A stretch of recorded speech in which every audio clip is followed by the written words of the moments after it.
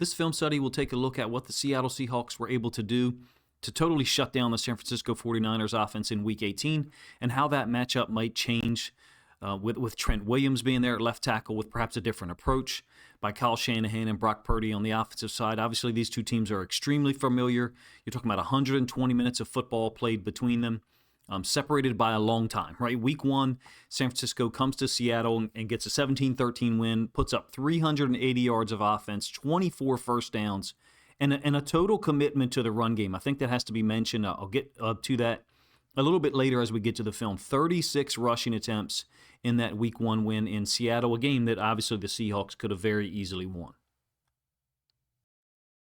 The rematch that came down to decide the NFC West in Week 18, of course, was dominated by Seattle's defense, and that's what we're going to focus on here. In particular, especially the early plays that I show you. I think 3 out of the first 4, or maybe 4 of the first 5, really involved Riq Woolen playing at an extremely high level. The dime look that Mike McDonald and Aiden Durday can go to, I think really sets things apart for the Seahawks defense. But they can't get to that look unless they stop the run, and that's what happened in the Week 18 matchup. The 49ers, they were able to get to 53 yards on the ground, 119 in the Week 1 win in Seattle, but only 53 yards on 12 attempts. That formula, that differential, if you ask me, at this point in time, looks like it favors Seattle in terms of being repeatable. We'll get the film started here, and I'm going to focus on a lot of third downs where you do see a dime look on the field. So essentially, Drake Thomas, the will linebacker for the Seahawks, has been taken off the field. So this is first possessions, a very simple route, a very simple snap, I should say, for Riq Woolen, who's lined up down here in the slot. I believe it's against Jennings. It's a 3rd and 3. They've quote earned the right to rush the passer, but McDonald and Durday obviously rely on a 4-man rush almost exclusively. You will see some attempts to use a 5-man rush scheme to get pressure on Purdy and perhaps deal with his athleticism. The dime look allows them to match up, and especially in light of the fact that George Kittle, is obviously not going to play in this game or in moving forward for 2025. If San Francisco was able to come to Seattle and get a win, it tilts the scales huge in Seattle's favor defensively. And if you ask me, makes those early downs, 1st and 10 or any 2nd and 6. Incredibly important for the 49ers offense, basically allowing them to stay on schedule as much as possible, retain the ability to try to run the football on 2nd and 6 or even 3rd and 2. Conversely, what Seattle wants to do, obviously, is stop the run on 1st and or 2nd down and then get their dime look on the field, play 7 in coverage with Witherspoon and Emanwari serving as the nickel and the dime linebacker, allow their 4 dedicated pass rushers to get after the quarterback. You saw that dynamic repeated consistently in this Week 18 matchup. You got a 3rd and 9 on the second possession after that initial stop. Seattle kind of wasted their first offensive possession, of course, by going forward on 4th down and failing. So Riq Woolen heavily involved early in this game. This is another dime look, and I think they're in a too high safety structure to basically post-snap end up playing quarter, half. As far as Riq Woolen goes, he oftentimes ends up getting a little bit too much depth when he's the flat corner in zone because he's looking for work from the other side. He wants to find work. He wants to get involved. And located down here at the bottom side of our screen, he really won't have any. You're going to get an in cut by one of the stacked receivers and then kind of this sit-down route in the middle of the field by, once again, I think it's Jennings.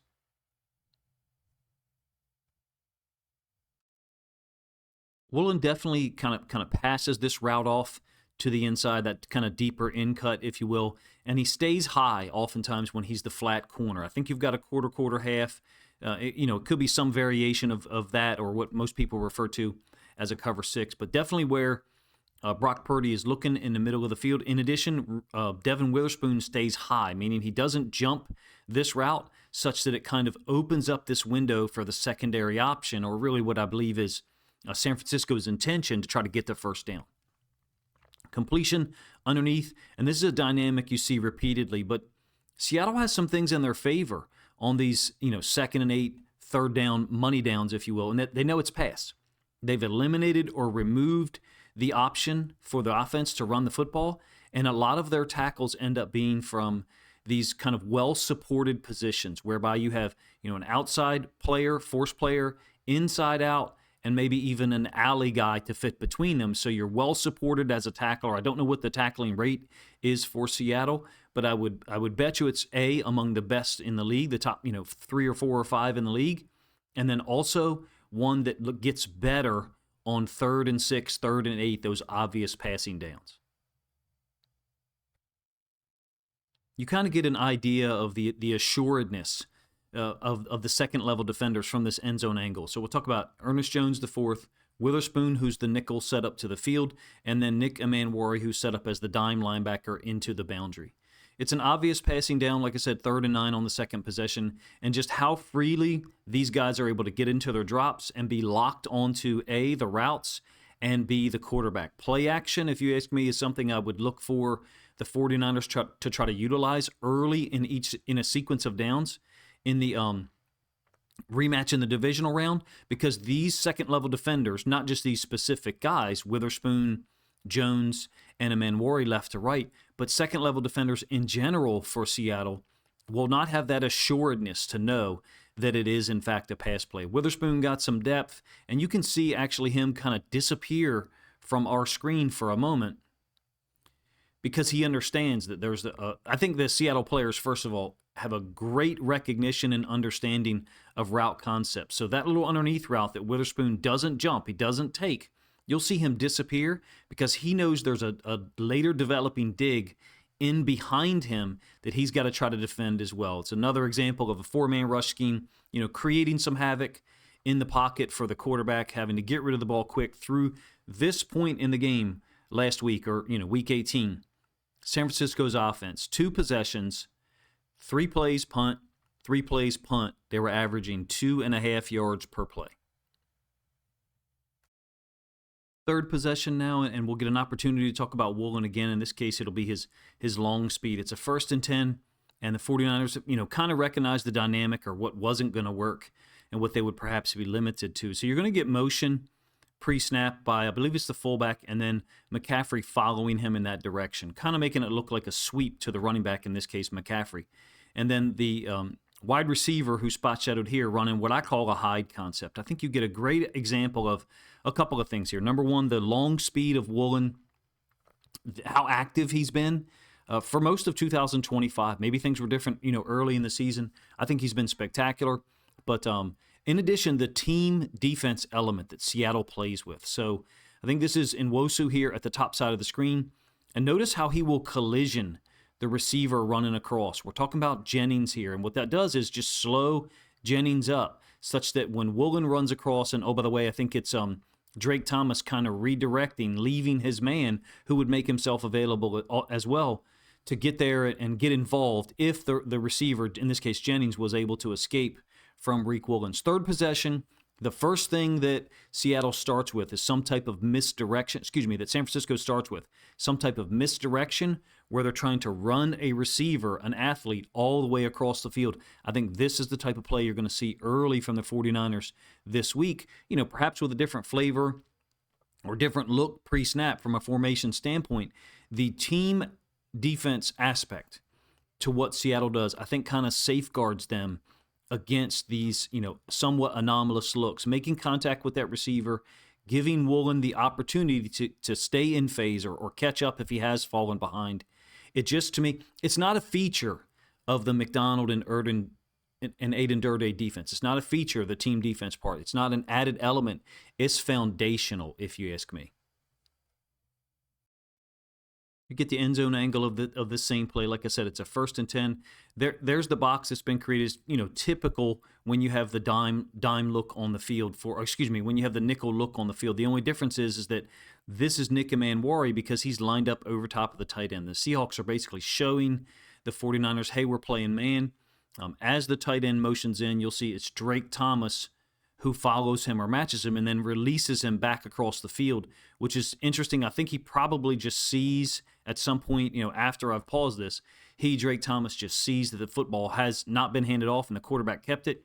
And this is Nwosu who will make contact with the receiver just enough to help out Reek Woolen to stay in phase, actually gain ground and get, a tackle for a loss. First play of the possession. I think it's so many of these little things that Seattle does well. Contact on a receiver while he's running his route. Little chips like this, someone trying to release. Again, I don't think it's a feature. I think it's foundational, something that they've taught, since training camp, because it continues to show up, not just in big moments, but small moments like this one. A 1st and 10 play out in the flats that against most defenses is going to gain 3, 4, 5 yards and create a more manageable second down situation. In this case, San Francisco is stuck in a 2nd and 11. Very next snap, 2nd and 11, after that track and tackle for loss by Woolen all the way across the field. So ball's on the right hash now. You can see, so you got the boundary up top, and what that does when they keep their nickel defense on the field, Drake Thomas is going to be into the boundary. I would suspect that of all the players on the field for Seattle's defense, they're the talented guys they have, that would be the player you, as Kyle Shanahan, would look at and say, okay, can we figure out a way to attack? The problem is he's incredibly aware, very active, and passes off routes extremely well. They all do, right? So you're getting, an underneath route by the outside receiver here, a little bit deeper in breaking route, and the number 3 coming across. Watch how these guys pass off routes, and then they look for work that is, this isn't going to make sense probably, behind them. So I'm talking about Nick Emanwari as the nickel defender down here to the bottom side of the screen. He knows what he's getting from a conceptual standpoint, meaning the routes that are going to be run. How do I know that? I mean, just their reactions always seem to put them in these underneath windows. It's not where Brock Purdy goes with the football. I'm talking about this route here and Emanwari being underneath, as well as the safety being able to drop down. I'm not saying Brock Purdy should throw that ball. I'm saying that those things are not available to quarterbacks because these guys play zone defense so well. The play that everyone focuses on here is, of course, the hit by Drake Thomas on number 3 running underneath. It is Jennings. It's a big hit. Well, why does it happen? Because they do a great job of understanding when a player is in their area to threaten their zone and then letting that guy work past to a teammate. Basically, people would refer to it as passing the route off. Puts him in position to make plays like this. I'm not sure what the 49ers are going to do. I'm not saying they don't have options, right? You got Christian McCaffrey, an all-pro player. Seattle's guys get themselves in position to react quickly on throws in front. They also get themselves in position to stop the run on early downs, and they tackle as a group generally. That one was an extremely violent hit because the route basically was bringing number 3, Jennings, directly to him. This is a really great sequence of plays, if you ask me, on this third possession. The tackle for loss by Woolen running all the way across the field on 1st down. The hit by Drake Thomas into the boundary on a pass play on 2nd and 11. And here we have Purdy scrambling. It's a horrible spot, if you ask me. I don't know if you remember this one. They actually showed the replay. It looked like to me he was 1.5 yards, maybe even 2 yards short, and it was spotted, way too close for my liking. But you almost really have a mirrored concept here, whereby you got inside or number 2 receivers running kind of like these smash concepts, and then underneath drags or quick slants by number 1.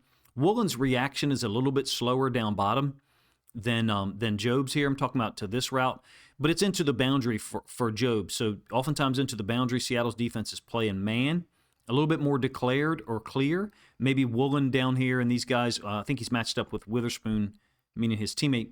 I think those guys are possibly playing some type of match coverage, and maybe that's why Woolen ends up being a little bit late or hesitating, if you will. But look at how much trust these guys have once the dime look is on the field. So here's the boundary side safety. He's going to drive down on this route by the outside receiver, number 1. Why am I calling attention to that? It's because you've got Nick Emanwari, who's a safety, and they trust him to match up with tight end or running back, both pre-snap from a responsibility standpoint, but then post-snap once the play works out. Now, I think Okada could have done a much better job of containing or forcing Purdy back to the inside. My point is, these guys on the back end can be a little bit more aggressive on underneath routes when they have the opportunity to do so because of Emanwari being on the field. Now, normally the way that it works out on the dime look, Emanwari is the dime linebacker into the boundary, taking Drake Thomas's place, and Okada is typically set up as the boundary side safety as well. So that tandem or that grouping of players together, I think is kind of important. Job, Emanwari, and Okada into the boundary with Woolen, Witherspoon, and Love set to the field. I'm talking about in their dime look. 4th and 1, very next snap. Like I said, I think it was a horrible spot by the refs, giving Purdy 10 yards. It actually looked like it was almost inside of a yard to gain. I felt like, by his spot, or when he stepped out of bounds, Purdy's feet, it should have been more closer to 2 yards, if not even a little bit further. But it's a 4th and 1, and it's a fantastic call by the Seahawks defense. They're in, don't ask me why, they're in their goal line look, which has been a great look for McDonald and Durday all season. Almost kind of like shielding everything on the inside with these four.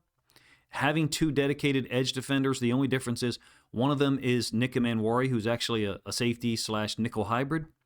But they're in a too high safety look. And that's what, I don't want to say concerns me, but that's what piques my interest. It's a goal line look on 4th and 1. At the same moment that we have a too high safety structure on a too high safety structure paired up with their goal line look, the 49ers actually throw the football. So there's a lot going on there. It's interesting to me how McDonald seems to be in the right look so often. There's the two edge defenders look. Basically, one of the edge defenders, DeMarcus Lawrence, is kicked down as an inside defensive tackle, defensive end hybrid. Only have one inside linebacker on the field.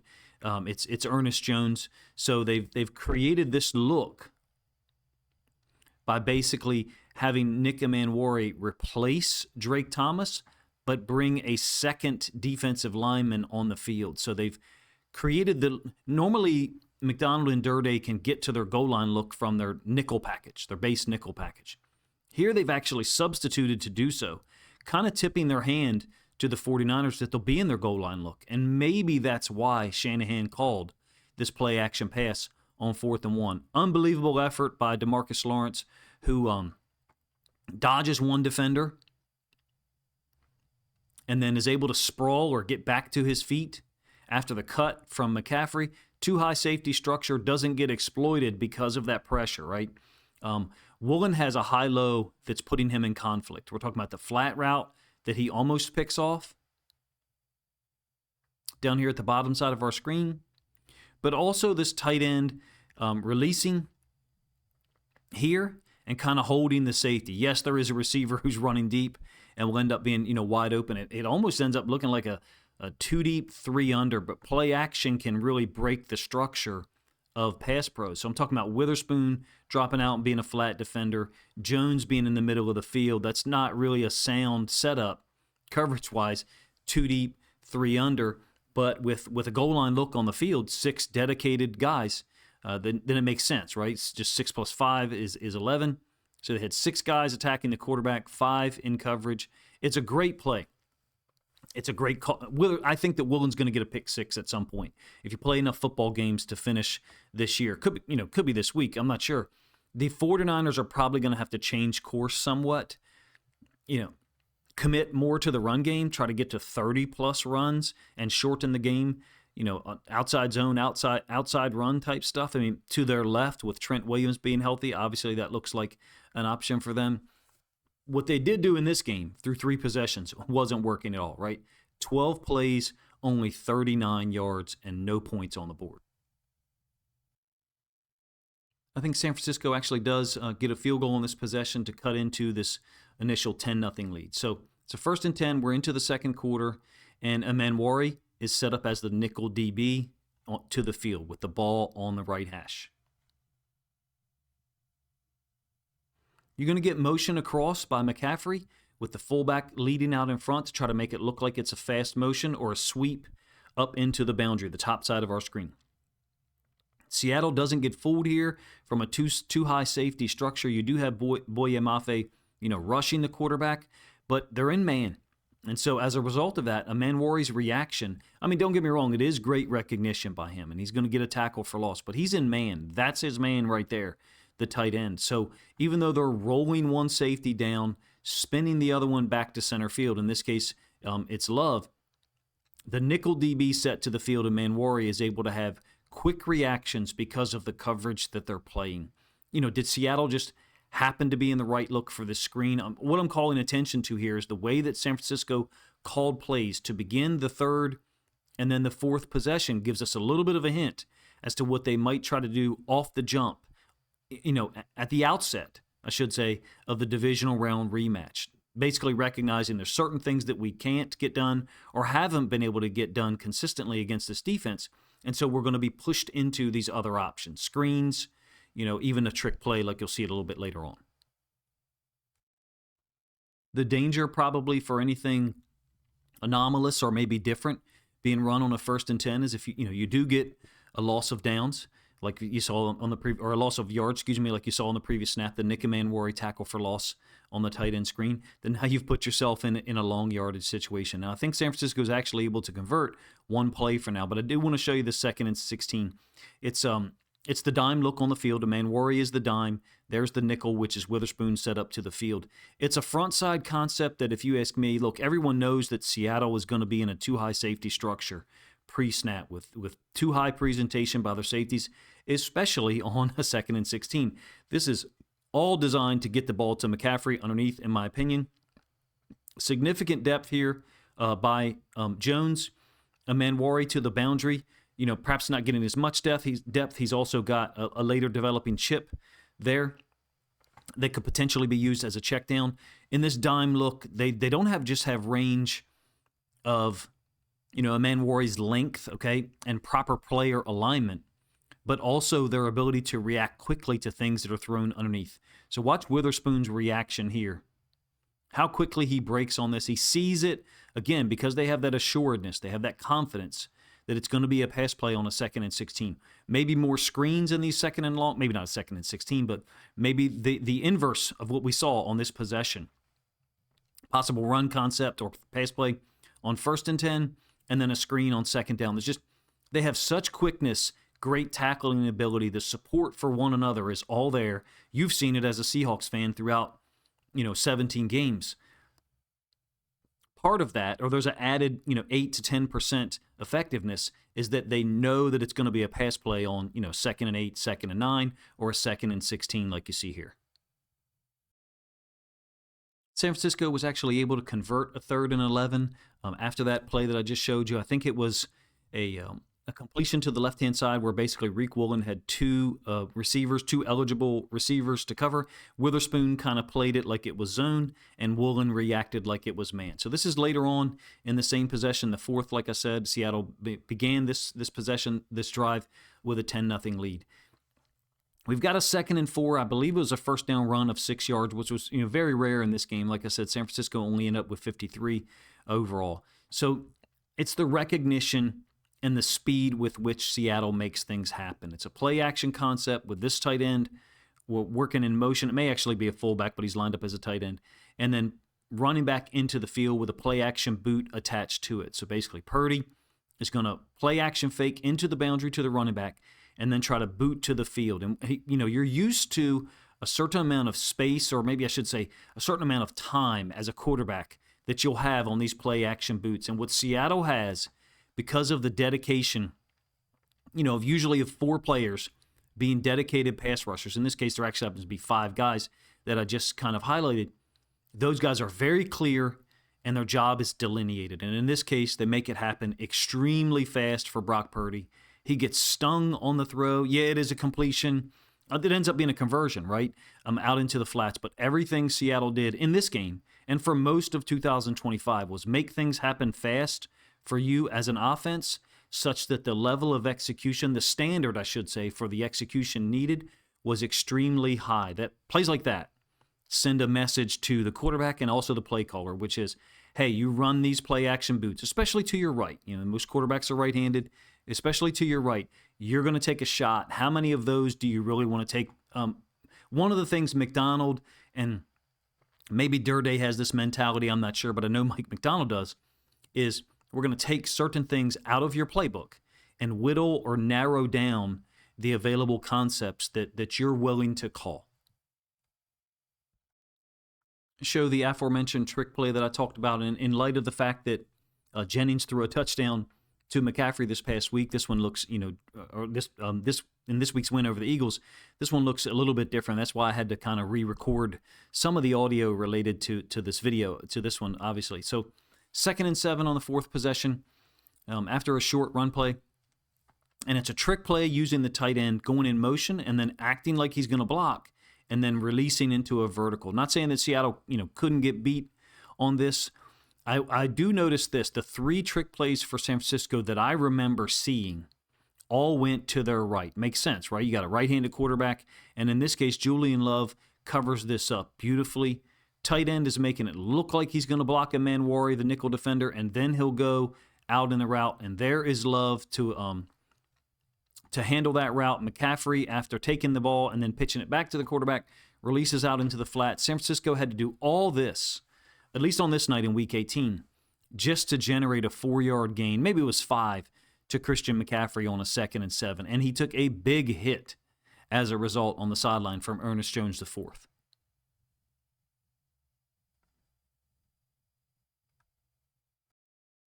Some more examples of the Seahawks pass defense, especially their reactions in zone or maybe what could be considered match coverages. 3rd and 3. After the play that I just showed you, again, we're talking about late second quarter. I'm only going to show you, I think, 2 or 3 more plays. It ends up being an empty formation. Maybe the 49ers with Trent Williams back as their left tackle, knowing that Seattle generally only brings 4, and maybe they're going to go empty more often.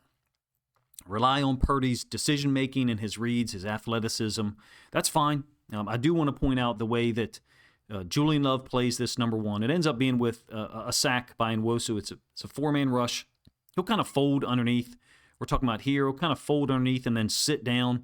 And once the coverage holds off Purdy from being able to throw the football, there's a lot of things happening, a lot of reasons why that occurs. Then Nwosu is going to fold and then make the sack. It goes down as a sack, I think his 8th of the year. Maybe it was a team-leading 8 sacks. But something to mention here is the way that Seattle oftentimes plays these pick or rub routes when you have a stack wide receiver alignment. So up to the top side, you got a receiver and then tight end. And watch the receivers release. So the receiver's trying to go to the outside, and he's trying to get to the outside shoulder of Love so that the tight end can release into the flats. Basically, you're talking about a pick concept. Love is able to get over the top of it, get chest to chest with the tight end, totally remove that route from Brock Purdy's progression. Purdy will come back to the left-hand side, and as he comes back, you can see Drake Thomas shift and get underneath of this route, number 1, and then number 2, McCaffrey's, kind of China in whip route-ish type concept gets covered up by Ernest Jones IV. Purdy doesn't have anywhere to go with the football. Call it a coverage sack if you want. I don't like canned phrases like that, to be honest with you. It seems too simple for me. I would prefer to try to break down or understand for myself the individual concept. In this case, this is the only points that San Francisco was able to get on the night, the single field goal. At home, I expect drastic changes in their offensive approach coming into this rematch in the divisional round. One of the things that makes it a whole lot of fun to try to break down and understand what Seattle does on defense is that they have all these variable looks, but they have different platforms to get those things accomplished. So here you're going to see a 5-1 look that's been created by walking the inside linebacker, the will linebacker, up to the boundary, Drake Thomas. With the nickel defender normally set to the field, Nick Manwari, rolling down into the boundary. And it looks like to me they're just playing straight man here. So Job on the outside receiver, Manwari on the number 2 receiver, the inside tight end, and then Okada, again, located to the boundary generally. And I would call this just man free or cover 1. The loss of Kittle, I think, is going to be huge here because Seattle might feel more emboldened to play these types of coverages, these man coverages. When you have, Job and Woolen on the outside with Witherspoon as well, they feel like they can match up. Now, Job actually gets beat here down to the bottom side, if you ask me. He kind of oversteps himself with the outside release of Jennings, and then Jennings goes vertical. But because of it's a 5-man presentation on the line, you have the ability to easily rush 5 and put more pressure on Brock Purdy, the quarterback. I wonder if Seattle will go to that a little bit more often. It ends up being a sack by Jerron Reed. It's always a collective effort with Seattle. And, some would say, well, that's not something that's sustainable. You need more guys who can just win organically. I think they do have that. Would they like to improve the pass rush spot in the future? I think every team would, right? Every team except for the Denver Broncos and maybe the Houston Texans. But they get the job done, and it's so creative and unique and fun. to try to understand how and maybe why. My only guess here is that since it's 12 personnel with 2 tight ends set into the boundary, that's why Drake Thomas has rolled up as a pseudo outside linebacker edge defender, and they've kicked the actual edge defender, Derek Hall, down into a tight 4 or a tight 5. I would wonder if maybe this is the type of thing that San Francisco would want to do out of 12 personnel. See if they can get the same look, match up Trent Williams with, a Derek Hall, a Boye Mafe, and one-on-one where those guys are in more of a D tackle / D end alignment. Ends up being a play action, and, he's looking for, I think, Kittle moving across here against Okada, but he just doesn't have the time or doesn't feel like he perceived that he has the time. I think it's Boye Mafe on like a top side rush against the right tackle right here that initially puts some pressure on.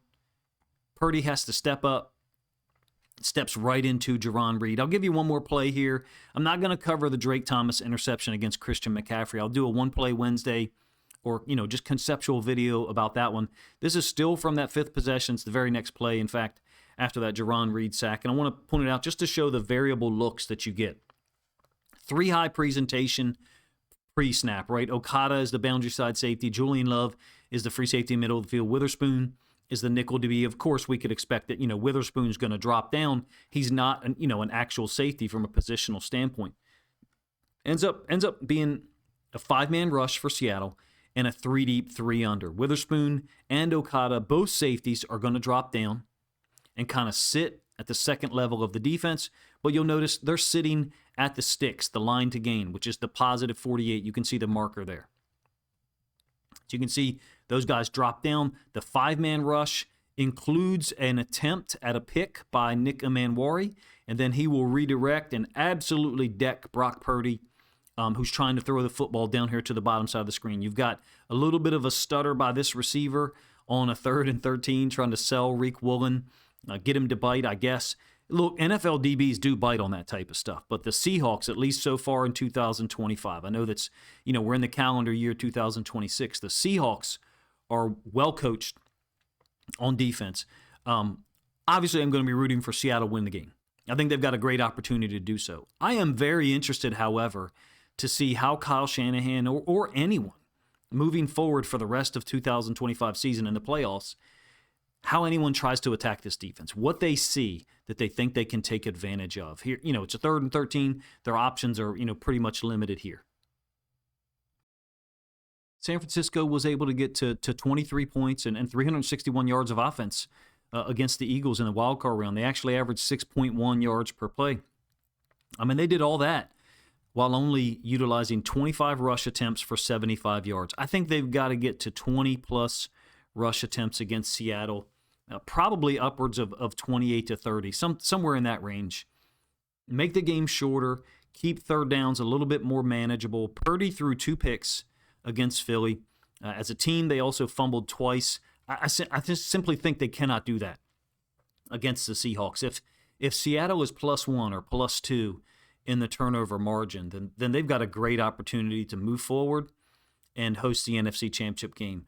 I will have a video out on the 49ers defense tonight to talk about what they did to slow down the Eagles.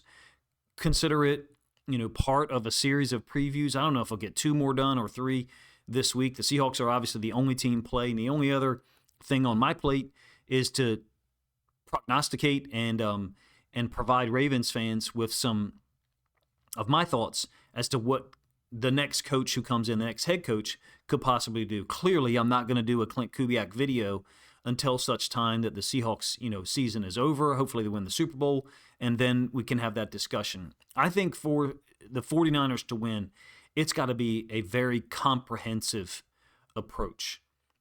They've got to assume that the game is going to be close between these two teams. I mean, 17-13 win in Week 1 in Seattle, and then the Seahawks return the favor with a 13-3 really wipeout in San Francisco in Week 18.